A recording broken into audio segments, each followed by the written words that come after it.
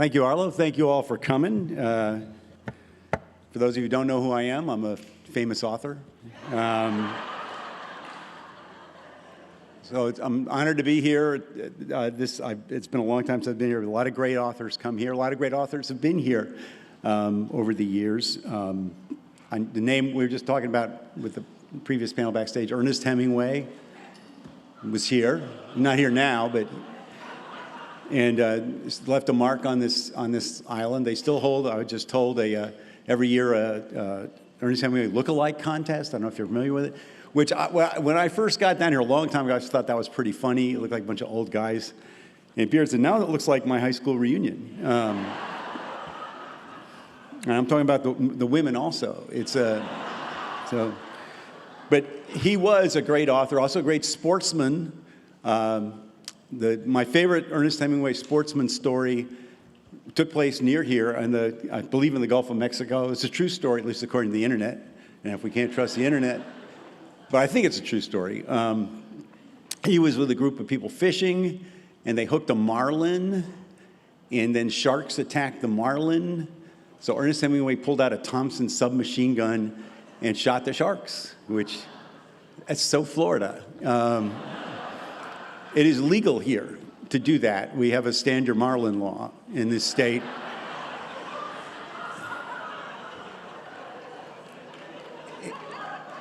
Just so you know, it's not legal to shoot the marlin, though. You have to use a rod and reel because it's sporting, try to outwit an animal with a brain the size of the cashew. But anyway, I love Key West. I've been coming to Key West for many years, both for pleasure and occasionally for business events, like for journalism reasons and others. I have a Key West story. I didn't really ever get here on this story, but it's like always reminds me, Key West always reminds me of this story. In 1988, I was getting ready to come here with my son, Rob, who was then 7 years old. And he loved Key West. It was his favorite place because whenever we came here, I would rent a moped and he would get on the back, and we would just ride around the island for hours and hours. And that was his favorite single thing to do. I loved it too. It's like the two of us just bombing around the island. So we were getting ready. Rob and I were coming down to spend a couple days in Key West. And I got a phone call at home from my editor, the Miami Herald, Gene Weingarten, guy, Tropic Magazine, saying that I had to come in for a meeting. And I said, I can't, I'm going to Key West. And then besides, I never went to meetings at the Miami Herald. And he said, no, you have to. Janet Chesmer, Janet was the editor then, wants you here, wants everybody here. So I said to Rob, we have to go to the Herald and then we'll go to Key West. So we went to the Herald and we get there and the whole newsroom has gathered and they're about to announce the Pulitzer Prizes. And I'm saying to Rob, this is cool. Apparently the Herald is going to win a Pulitzer Prize. I didn't realize that I was one of the winners of the Pulitzer Prize that year. They had kept that a secret. It was supposed to be a big surprise. The Herald had won too. A wonderful photographer named Michael Lucille and I both won Pulitzer Prize. But I didn't know this. So I'm standing there with Rob like an idiot, and then just before they make the announcement, up comes an editor who didn't know it was supposed to be a surprise, who says, congratulations, and shakes my hand. And at that moment, I realized two things. One is that I was going to win a Pulitzer Prize, which is nice, but also that I wasn't going to be able to go to Key West. So I looked down at Rob and said, I'm sorry, guy, but we're not going to Key West this weekend. And his face just fell. And I said, but I will buy you a Nintendo.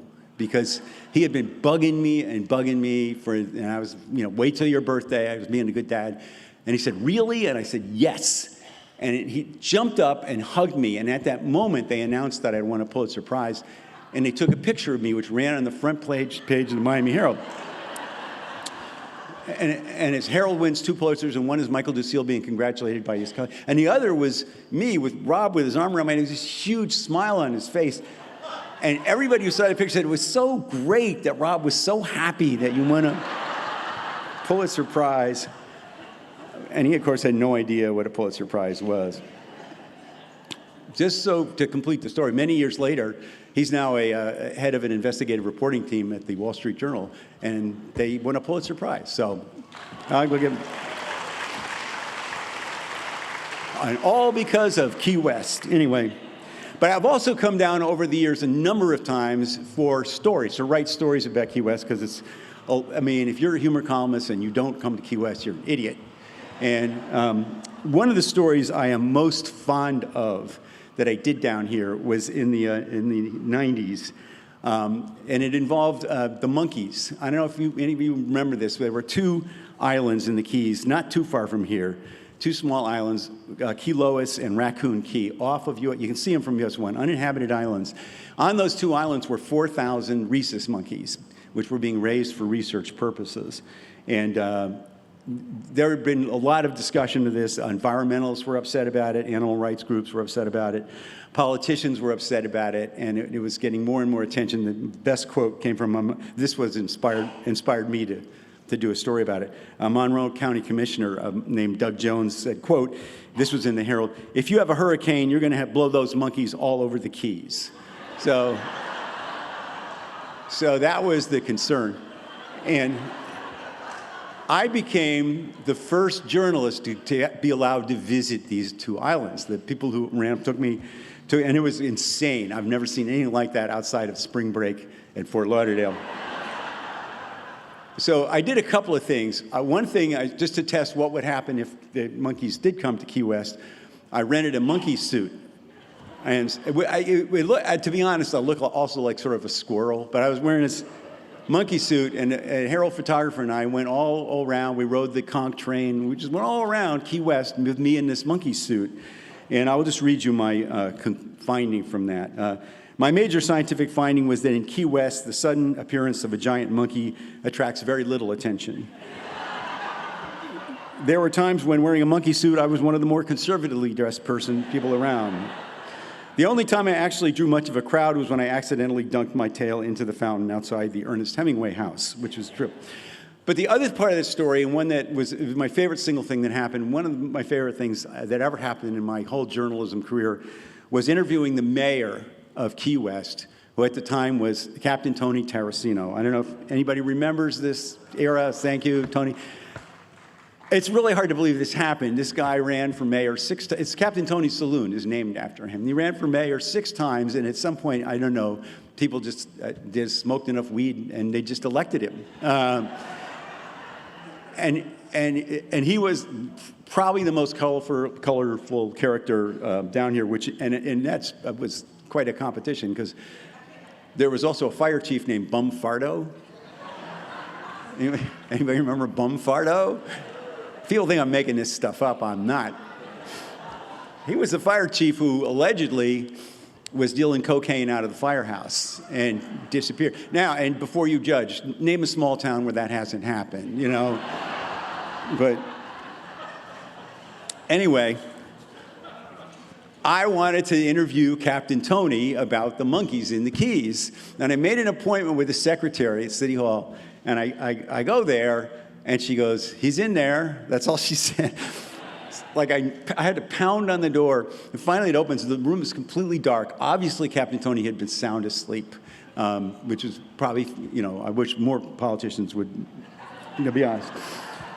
So I asked him one question, which was basically, how did he feel about monkeys coming to Key West? And I wrote down as fast as I could his answer. I'm going to read you verbatim what I wrote down.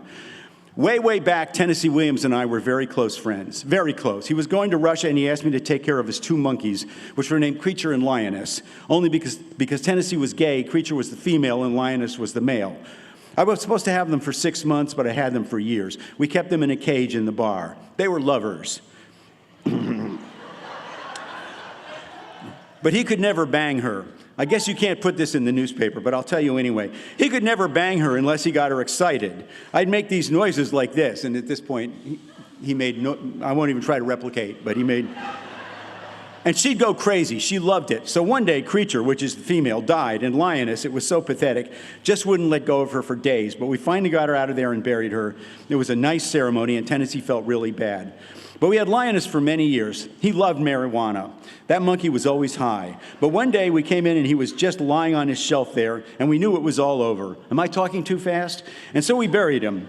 It was beautiful. with a little cross. Tennessee called up. I can't tell you how close he was to them. They always knew when he walked in. And I said, Tennessee, he didn't suffer. But talking about monkeys, they're the most human things in the world once you get to know them. I'd love to have monkeys in Key West. Key West is an outdoor insane asylum anyway. We just never put up the walls.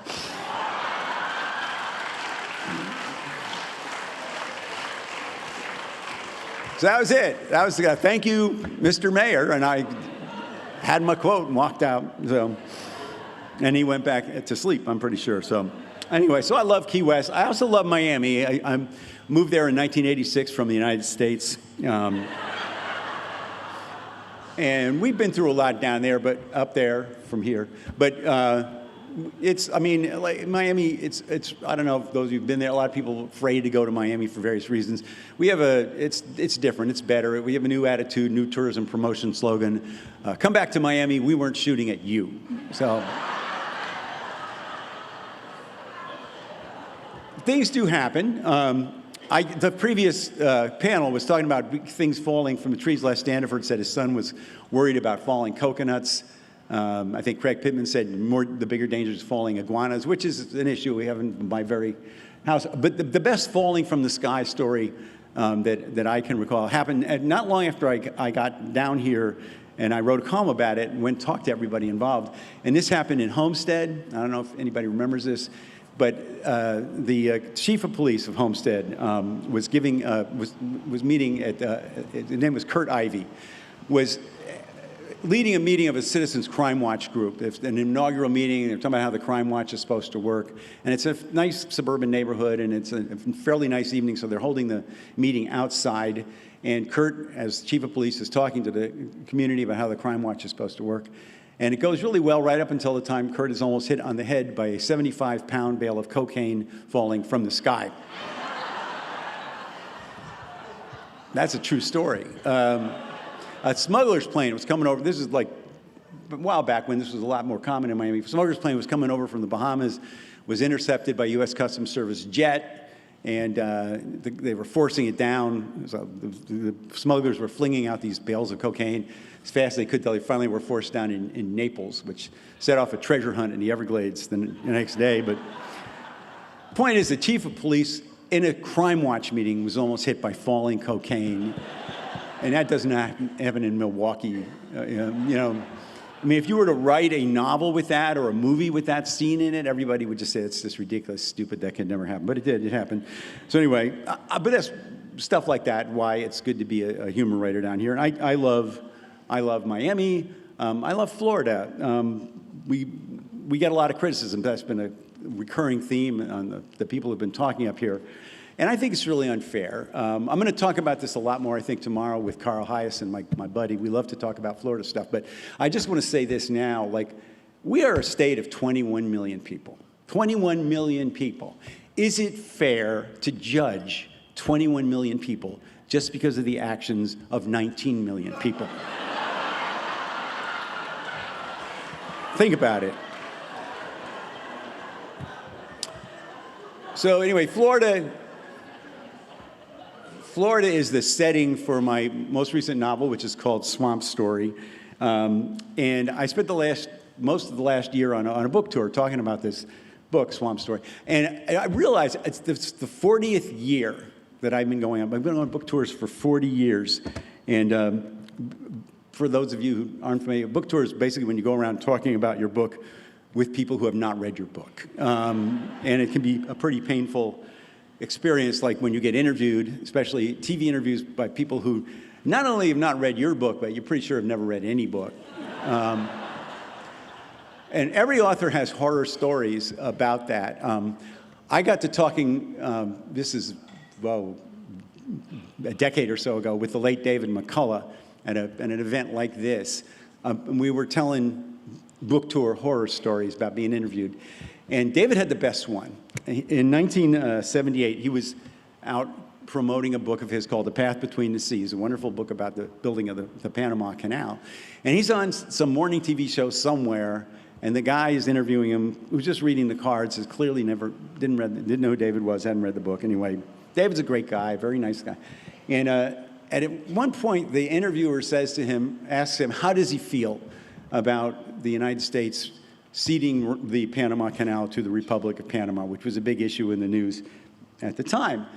And David said he didn't really think it was that big a deal. He said basically, in a sense, the Panama Canal will always be part of the United States, just like Normandy Beach. And the guy looks puzzled and he goes, "Excuse me, but who is Normandy Beach?"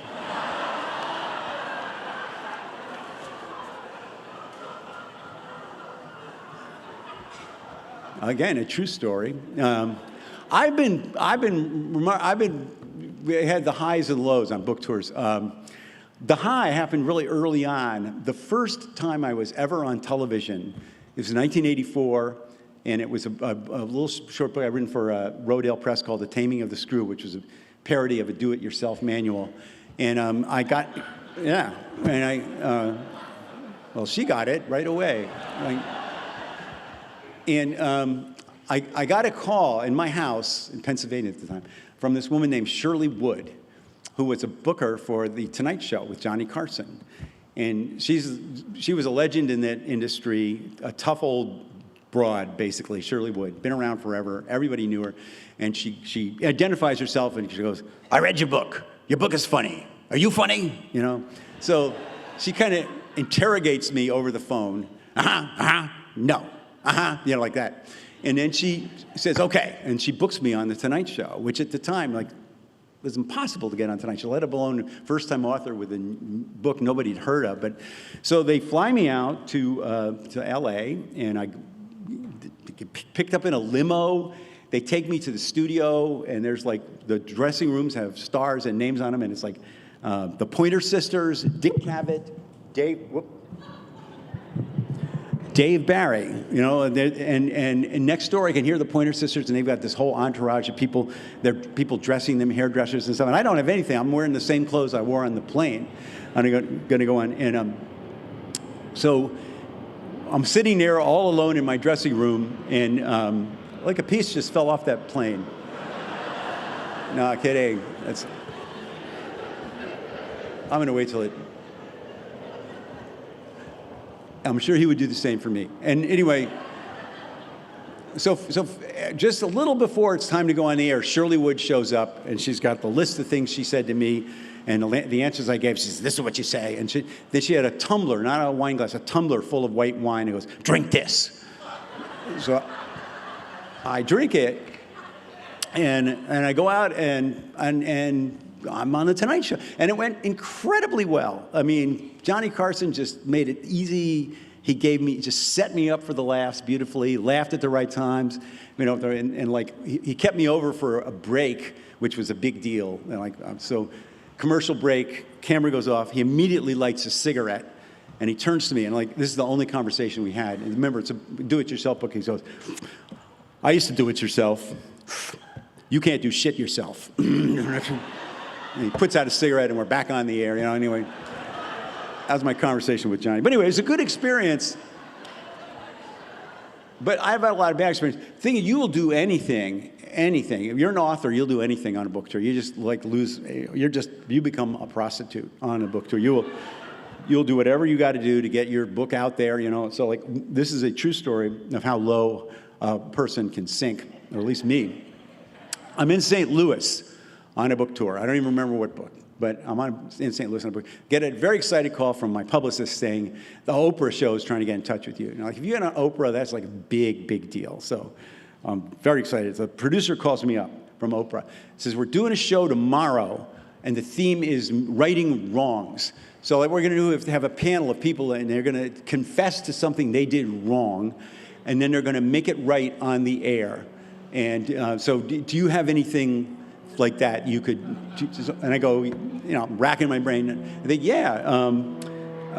Some years before that, I was in a Hyatt hotel, and there was a little sign in the bathroom, a little plastic like tent sign that said, "Our towels are 100% cotton. Should you wish to purchase a set, they are available in the gift store. Should you prefer the set in your bathroom, a $75 charge will automatically be added to your bill." In other words, they're basically saying, if you steal our towels, we'll charge you $75. So I stole the sign.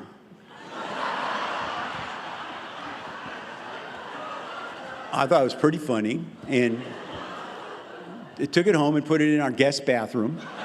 This is true. And for years, it amused our guests that we had this. So I tell the Oprah producer this, and she goes, "That's perfect. What you'll do, you'll come on the show, you'll tell that story, then we're going to have a box, and you're going to drop the sign in the box, and we'll return it to the Hyatt Hotel people. It's perfect." And I'm thinking, great, it's great, I'm going to be on Oprah. One problem, I'm in St. Louis, the Oprah show is the next day in Chicago, the sign is home in Miami, and there's no way to get it there, all right? My wife called FedEx, there's no way to do it. And then and I'm thinking, like, this is bad, I want to go on the Oprah show. Then I realized something important, which was I was staying in a Hyatt Hotel in St. Louis. So I stole another sign. This was like just no smoking or something. It wasn't the original, but you couldn't tell. And I had it in my jacket. Went on the Oprah show. I tell the story. Everybody, and I drop it in the box. My point is, I was willing to steal and lie to get on the Oprah show, and a show about righting wrongs. So anyway, I'll just a little about my book. I usually, all my novels are set in Florida, write about Florida, things going on in Florida. The original inspiration for this book was the Python Challenge, which I still think is one of the funnier things our state has ever done. And we're still doing it. Python Challenge, just so you know, there are these Burmese pythons in the Everglades. They're not supposed to be there. They're supposed to be in Burma, wherever the hell that is. You know, they're an invasive species, these giant carnivorous constrictor snakes. And like what happened was people originally had them as pets, and then people ran out of crack. And they're like, oh shit, we're living with a giant carnivorous snake, you know. So they let them go, and they thrive here. They're like New Yorkers. They have no natural enemies here.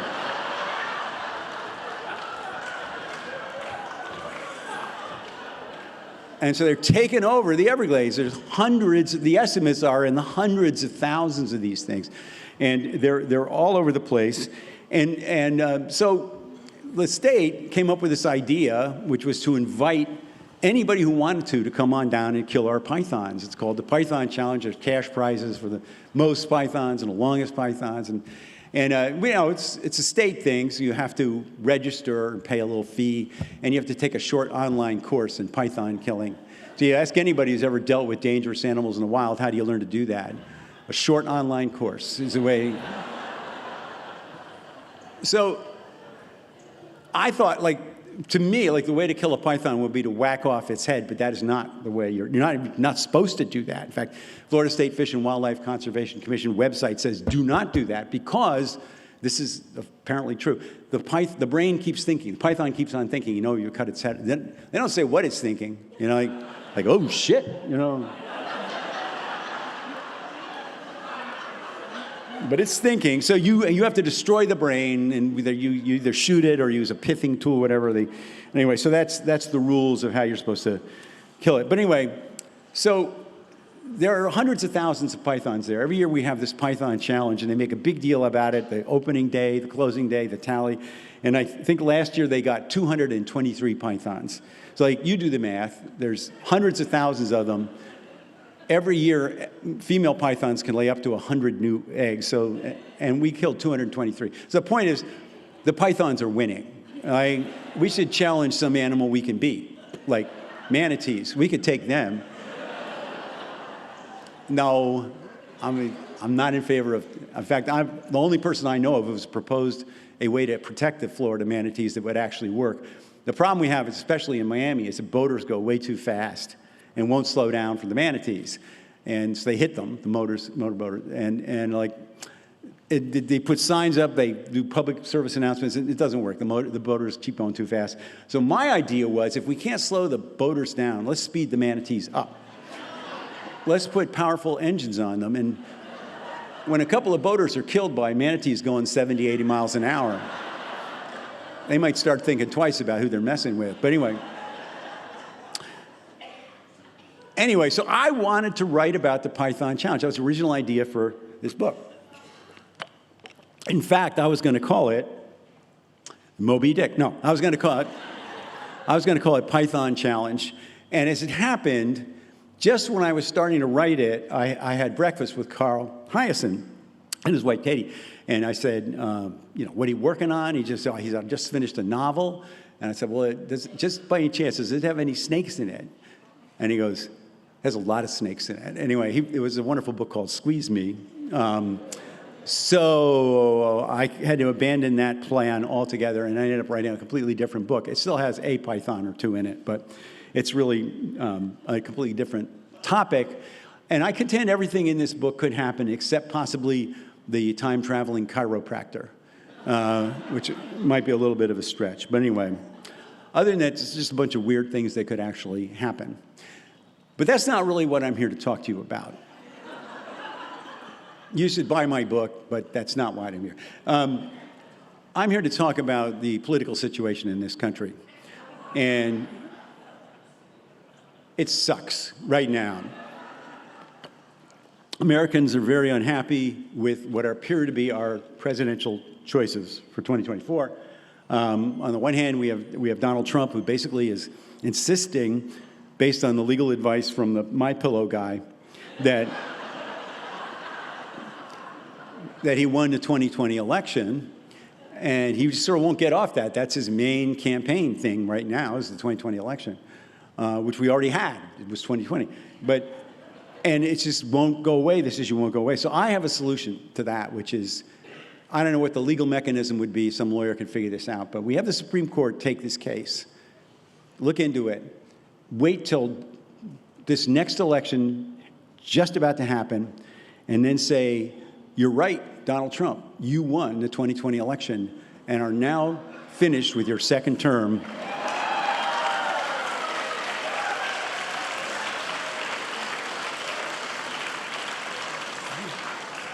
Thank you for your service. So it's a win-win. But the other choice is Joe Biden. Seems like a very nice man. The problem is he always seems to be discovering what's going on when he reads it on the teleprompter. It's like, very happy to be here in China. Oh, Virginia. China is the other one. I was raised in China. And then they shoot him with a tranquilizer dart, and then the appearance is over. But anyway, America's just not thrilled about this election is the problem. It's not.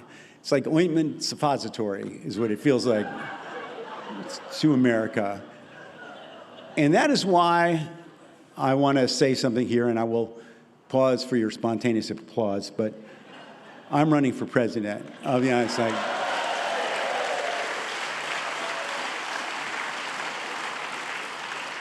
Thanks very much. I'm going to tell you where I stand, and I think I owe you this much. But I want to warn you ahead of time. I'm not one of these wishy-washy politicians who just says what you want to hear, has to have a focus group to decide on everything, always has his finger to the wind. I'm not that guy, okay? I lay it on the line. I speak from the heart. Take it or leave it, okay? I agree with you.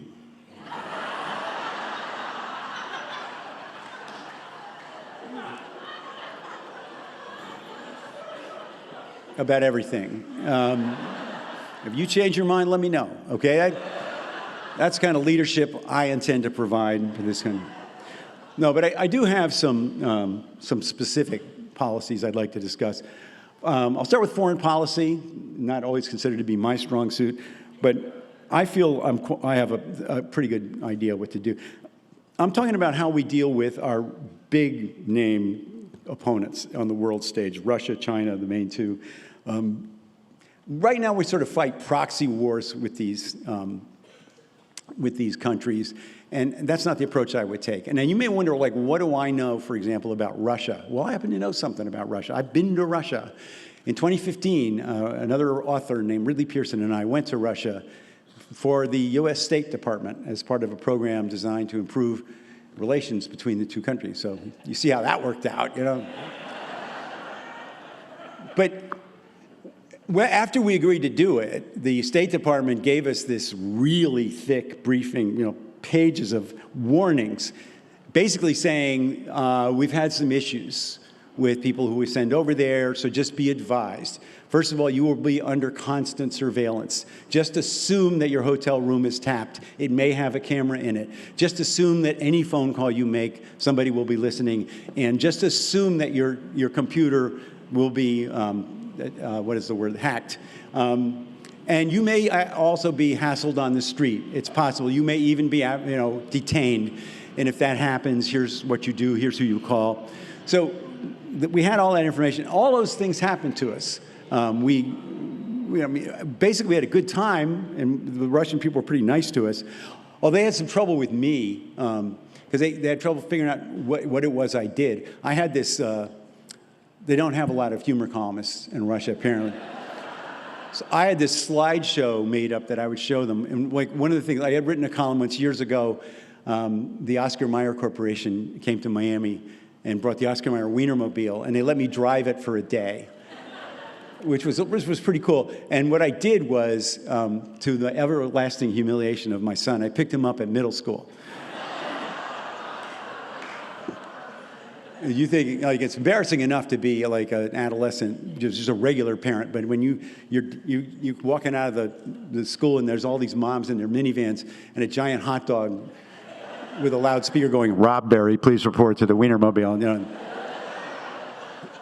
If a 12-year-old could suffer a heart attack, he would have. And I know you're thinking, well, Dave, that was a lot of fun for you, but you scarred your child psychologically for life. And yes, but it was worth it. So, but anyway. So I'm explaining this to the Russians, Sometimes they spoke some English, sometimes through an interpreter. But anyway, I would show them, slides of things that I did. And one of them was a slide of me in the Wienermobile looking out the window and Rob standing there looking like, what the hell is going on, And the Russians don't have a Wienermobile either, And they'd be looking at it and you could just see it on their faces. They're thinking like, how the hell did we lose the Cold War to these...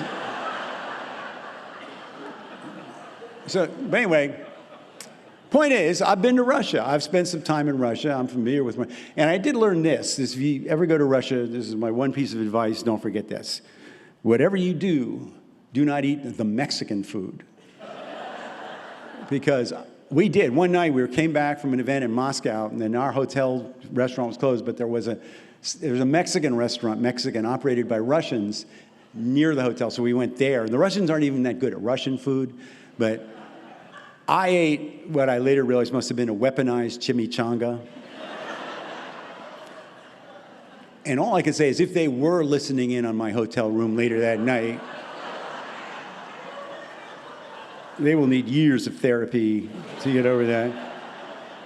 So anyway, my point is I know a little bit about Russia, and here's what I would do instead of all this proxy war stuff. I would, and again, I hope I don't offend anybody, but this is what I would do. We got bombers, folks. I would fly those bombers over Russia, over China if they gave us trouble, fly them over there, open the bomb doors, and drop lawyers. We got them, let's use them.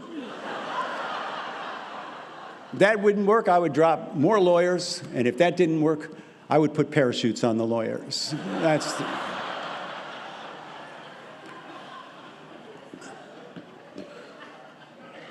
All right, healthcare. What would I do about healthcare? I think the biggest healthcare issue, as far as I'm concerned anyway, is aging, the aging of the population. I'm very sensitive to this issue because I'm 76 years old. Although, you know what they say, 76 is the new 74. And there are some good things about being 76. I would say one of them is perspective.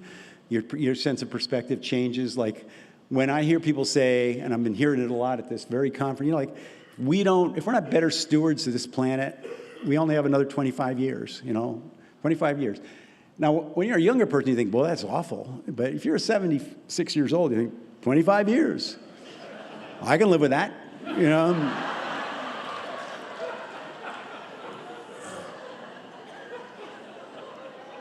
So there's that. Another good thing about being 76, grandchildren. I have 2 grandchildren. My son Rob has 2 kids, 2 boys.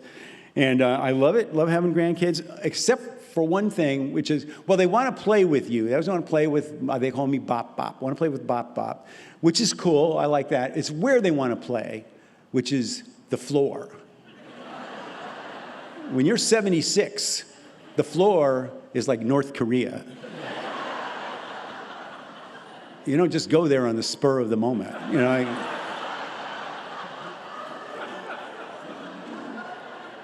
How the hell are you going to get back, you know? So I would say everything else about being 76 sucks. But healthcare, which is what I'm getting to, if I'm the President of the United States, I really don't care what else the priorities of the medical profession are, but no matter what it takes, we need to find a way for the medical profession to get to the prostate gland other than the way they're getting to it now.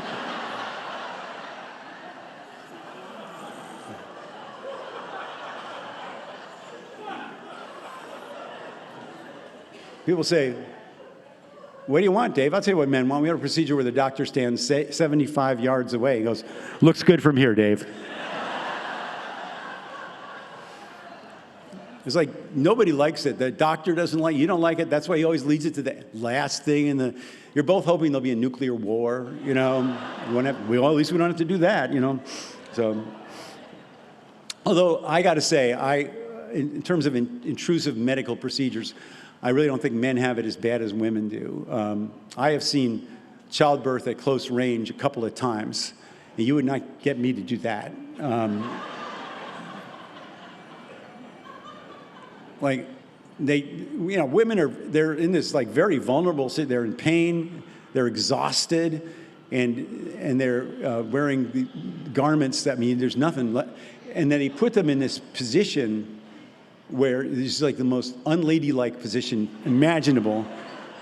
And then they bring in people from all over the hospital to take a gander. Like,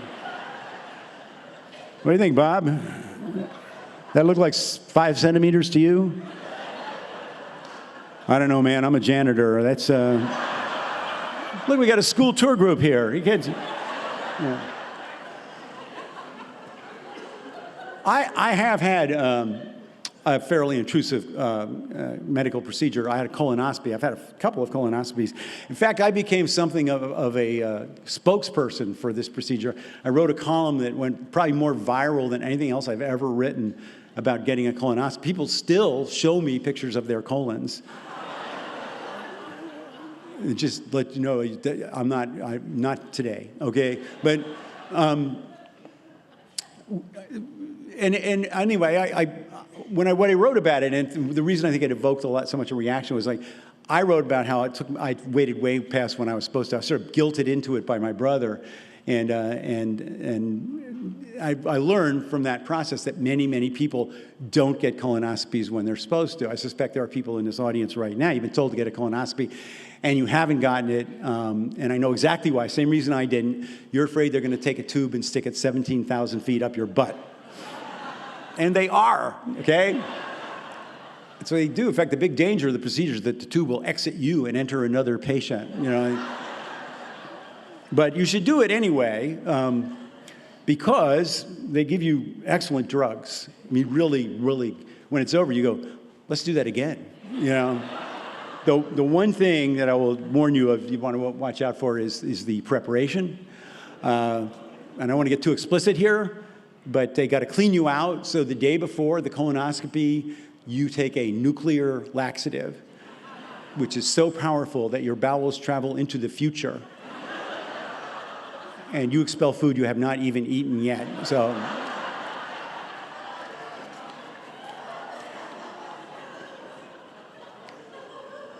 So one more finally, and then I'll take questions or donations. But education, what would I do about education? It's a disgrace in this country right now. Our educational system is a total failure. I'm sorry to say that, but I feel it's true. We spend a fortune per child compared with kids in foreign countries, and those kids in foreign countries consistently do better on standardized tests than our kids do. Enough with this. If I were the president, I would put the responsibility where it belongs. I would get these kids out of here and bring in foreign kids who could get the job done. Thank you. Thank you. So that's my where I stand on me running for president. If you support me, you can all be on the Supreme Court. Thank you. If I win. And now, I'll be happy to take questions. Although I think I covered things pretty well. If you have a question, please stand, and we'll bring the mic to you. I don't know who said that, but it was really cool. There's a person standing. And by the way, you can keep the mic. A little merch, swag. So sorry. Well, to say that we didn't enjoy you would be a lie, but this is nonfiction. Why would you put it that way? Well, because why not just say you enjoyed me? Because of what I'm about to say. This is okay. purely nonfiction. Okay. And there's a question to follow. The nonfiction is, it is said that you play a mean rendition of Gloria, Gloria. So my question to you is, will you be appearing at the karaoke tonight? It's a yes or no answer. Yes? Okay. No, I'm going to ask you to reconsider. So yes or no? Well, am I allowed to lie? Yes, I'll be there, 100%. Oh, I do. I'm in a rock band of authors called the Rock Bottom Remainders. People applauding have never heard this band. And we're not a good band, but we have good authors: Stephen King, Amy Tan, Ridley Pearson, Mitch Albom, Roy Blunt Jr., Carl Hiaasen sometimes joins us, and we are we play. I call it the rumor method of music, which is to say everybody is playing something, and then a rumor goes around the band that there's been a chord change. And we all play something else, not necessarily the same, different thing. And I've been told that there are bands that practice their songs ahead of time, and that is the secret to their sound. And we don't do that. We play a gig, and then we go, we should have practiced some of those songs, but by then it's too late, so we go to a bar. I had one really bad experience. First, well, the good one, the Gloria, I will mention. We were playing in L.A., and I don't, to this day, know how this happened, but somebody in the band was connected with somebody who was connected with Bruce Springsteen. So we get to the last song, and Bruce Springsteen is suddenly on stage with us. And the last song is Gloria, which is a very simple song. If you take a guitar and throw it on the ground, it will play Gloria. And so I immediately remove my guitar and hand it to Bruce Springsteen so that I will be able to say for the rest of my life that I own a guitar that was played by Bruce Springsteen. But I had to ask him, Bruce, do you know Gloria? And he said he could handle it. And he did. And just for the record, in that song, I'm the one who sings G-L-O. No. And anyway, I sing lead. And everybody else sings Gloria, backup. And so Bruce Springsteen saying back up to me. Like, so yeah. Yet another reason why I should be president. So anyway, what? Thank you. Okay. All right. Anybody else? No. We have another question. Wait. Now I want to get to the downside. The upside was Bruce Springsteen played, saying, back up to me. The downside of the band, one night we were at a bar, we played a show, and I had too many vodka gimlets, which can happen. People were buying them for me, and you don't want to be rude, so you have 8 or 9 vodka gimlets. It'll happen. But I did have 2. I don't have 8 or 9, but I had too many, and I was a little out of it. And I'm sitting in between 2 really great people. On my left is Roy Blunt Jr., who is just a hilarious person. And on my right is Scott Turow, who's just brilliant, great guy. And they're both talking, and I'm trying to follow both conversations. Roy is just being funny. Scott is telling this very elaborate but sort of interesting story about his spleen. And I'm trying to follow them both, so I keep getting confused by Scott's side of it. And I keep interrupting him and saying, wait a minute, I thought you don't have a spleen. And he'd go, I don't, that's the point of the story. But, it's not a secret, that's just, but I interrupted him like twice, but I thought you didn't have a spleen. I'm the way you do with too many gimlets anyway. So, so finally, the third time I interrupt him, Scott takes a Sharpie and rolls up my right sleeve and writes, "No spleen," in big letters on my forearm, which solved the problem for the evening. And then we went to bed, not together, everybody's a separate bed. But, and then the next morning, we had to get up early to take a train to Boston. So we're up early, like I am hurting from all the vodka gimlets. And I get up in my hotel room, and I'm staggering toward the bathroom, and I see myself in the mirror, and I see something written on my arm, and I look down, and it says, "No spleen." And I have no idea. And so, do you know of that urban legend? There's a this is an urban legend. There's a salesman wakes up, and the night before, it's an attractive woman hits on him at the hotel bar. She slips him a Mickey. He wakes up the next morning in his hotel bathtub, packed in ice, and there's a note on his chest, and it says, "We have harvested your kidney. Here's what you need to do." And so, like, just for a second,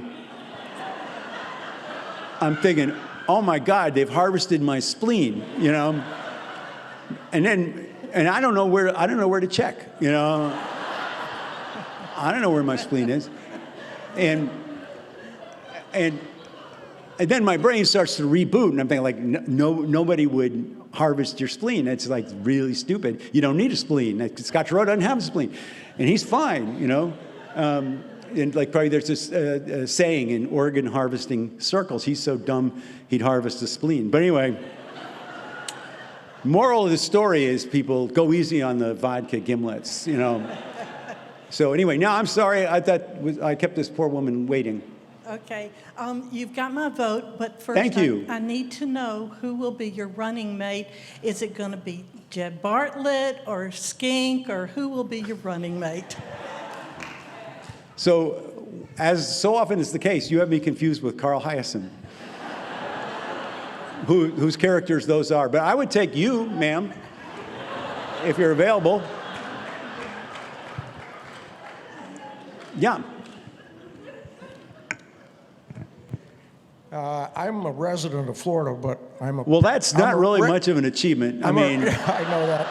I'm a refugee from Wisconsin, and the things I like to take up north always have something to do with the funniest thing in Florida, or only in Florida. And forgive my Wisconsin accent, but that's okay.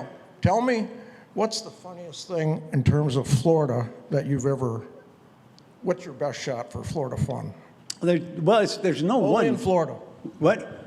I said only in Florida. What's your best shot? Well, you remember the 2000 presidential election? That's the one that sort of put us on the map, I think. Yeah. Why are they applauding that? That was the one where like all the other states were able to figure out, using arithmetic, whom they had voted for, and we were unable to do that. Like I think they called it for Bush, then they called it for Gore, then they called it for Bush again, and then I think at one point William Shatner was in the lead down here, and then just became a nightmare, and the entire nation was mocking us, and they showed those Palm Beach County elections officials holding up ballots that looked like they'd been attacked by weasels, you know. So that was pretty funny. Does that count? I mean, anyway, but with the state legislature, it's hilarious too. Also, yeah. Okay, so when you told your colonoscopy story, I thought, no, I'll resist. But then you went on to the spleen thing, and now I can't resist. I will show you the picture of where my colon used to be, if you want to see it.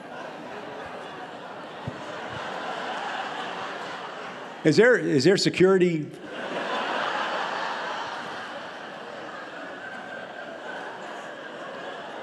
Like, when you say the picture of where your colon used to be, are you talking about like a physical building somewhere? You took a picture of the building where they kept your colon. Okay, I'm going to take back the election thing, sir. Are you a resident of Florida, sir? Yeah. So take him with you to Wisconsin. You can show them pictures of where his colon used to be. Like, who doesn't have that in your wallet somewhere? We have a question. Hello, I am a high school English teacher and I taught at... God bless you. Yeah, okay. Well, I taught for 17 years at a school called Coral Reef High School that I think you may be familiar with. My daughter went there. She's a did barracuda. indeed. She is. Yeah. I Did you have my daughter I in did not any- have your daughter. No, I think she was in IB, maybe? She was on IB, Okay, yeah. yeah. So I taught AP to the other kids. Sorry. So it's a great school, but it had no English Honor Society. And I thought to myself, we need to be a little proactive here. A school this good should have a great National English Honor Society. And they name them according to famous authors. You know, whatever your school is, maybe Orlando, they have the Zora Neale Hurston chapter. And I said, well, whoops. Yeah, so I said, our choice is obvious. It's got to be Dave Barry. But I didn't go to Coral Reef High You School. did not. You don't have to go I don't think I there. would be able to You just have to be graduate. famous. Famous. Local celebrity at best. Well, right So- after I do the karaoke, I'll... Okay, so you don't remember getting an email a long time ago from somebody that said, we'd like to use you as the name for our National English Honor Society chapter. I would have said yes to that as long as it involved not doing anything. Oh my gosh, you remember your response. Was that my response? Your heartfelt response was, yes, that'll be fine, as long as I don't have to do anything. I'm just going to say, you don't get to be 76 years old in the newspaper business without learning to never agree to do anything for anybody, ever. Well, on behalf of the Honor Society that still bears your name, we just Is it wanted really? to Does say it really? thank you. We have the Dave Barry chapter of National English Honor Well, I'm Society honored. at Thank Coral you. Reef High School. Thank you. Okay. You can be Secretary of Education unless you would prefer defense or... Well, I guess we covered it then. Well, listen, you're great people. Thank you all for coming out today.